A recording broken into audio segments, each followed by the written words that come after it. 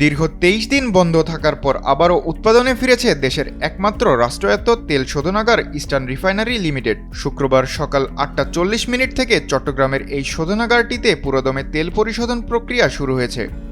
মধ্যপ্রাচ্যে চলমান অস্থিরতায় অপরিশোধিত তেল আমদানিতে যে জটিলতা তৈরি হয়েছিল, নতুন চালান আসার মাধ্যমে তার অবসান ঘটল।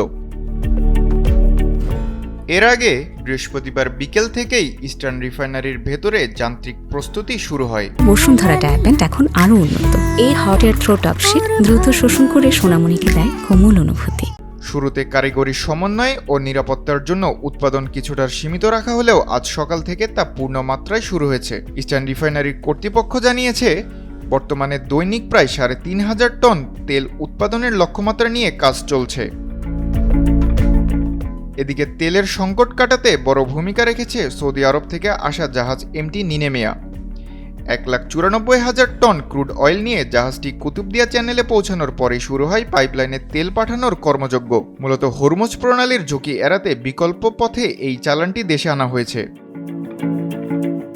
ইয়ারএল কর্তৃপক্ষ নিশ্চিত করেছে, বর্তমানে যে পরিমাণ তেলের মজুদ আছে তা দিয়ে আগামী ২০ থেকে ২৫ দিন উৎপাদন সচল রাখা সম্ভব। একই সাথে আগামী ২০ মের মধ্যে আরও একটি বড় চালান দেশে পৌঁছানোর কথা রয়েছে।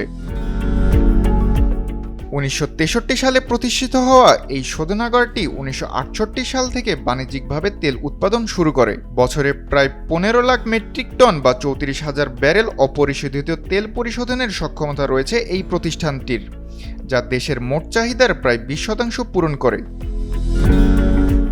রাষ্ট্রায়ত্ত এই প্রতিষ্ঠানটি সচল হওয়ায় উচ্চমূল্যে পরিশোধিত তেল আমদানির ওপর নির্ভরতা যেমন কমবে, তেমনি সাশ্রয় হবে বিপুল পরিমাণ বৈদেশিক মুদ্রা।